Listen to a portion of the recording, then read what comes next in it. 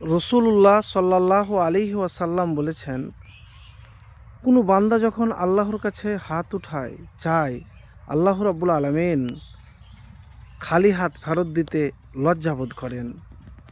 প্রিয় ভাইরা আমার, আমি আজকে আপনাদেরকে একটি আমলের কথা বলবো। নামাজের পরে,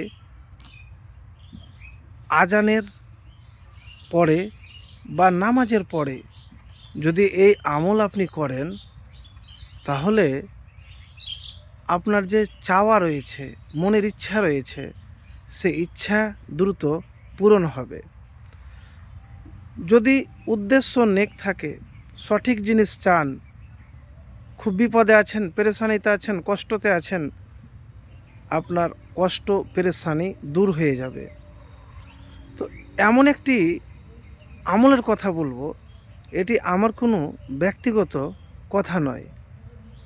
রসুলুল্লাহ সাল্লাল্লাহু আলাইহি সাল্লাম আল্লাহর কসম খেয়ে বলেছেন, যার হাতে আমার প্রাণ তার শপথ। তো সেই হাদিসের কথা প্রথমেই বলি। আনাস ইবনে মালিক রাদিয়াল্লাহু তাআলা বলেন, আমি রসুলুল্লাহ সাল্লাল্লাহু আলাইহি সাল্লামের সাথে বসেছিলাম। তখন এক ব্যক্তি দাঁড়িয়ে নামাজ আদায় করছিল।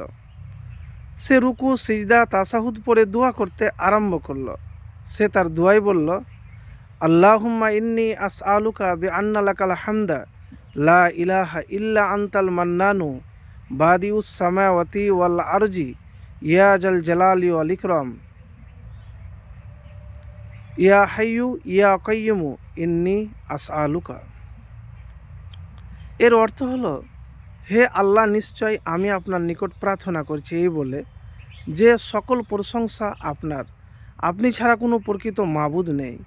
হে মহাদাতা, হে আসমানসমূহ ও পৃথিবীর উদ্ভাবক, হে মহত্ব, হে সম্মানের মালিক, হে চিরঞ্জীব, আমি আপনার কাছে চাইছি। তো রসুলুল্লাহ সাল্লাল্লাহু আলাইহি সাল্লাম তখন সাহাবিগণকে বললেন, তোমরা কি জানো সে কিসের দ্বারা দোয়া করলো? তারা বললেন, আল্লাহ ও তার রসুলই ভালো জানেন। তখন রসুলুল্লাহ সাল্লাল্লাহু আলাইহি সাল্লাম বললেন, যার হাতে আমার প্রাণ তার শপথ, ওই ব্যক্তি আল্লাহর ইসমে আজম দ্বারা দোয়া করেছে, যা দ্বারা দোয়া করা হলে তিনি তা কবুল করেন, আর যা দ্বারা কোনো কিছু চাওয়া হলে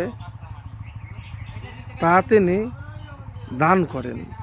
তো আপনি যে জিনিস চাইছেন, এই আমল যদি নিয়মিত আপনি করতে পারেন, ইসমে আজম পড়ে যদি আল্লাহর কাছে আপনি চান, আল্লাহ আপনাকে দিবে।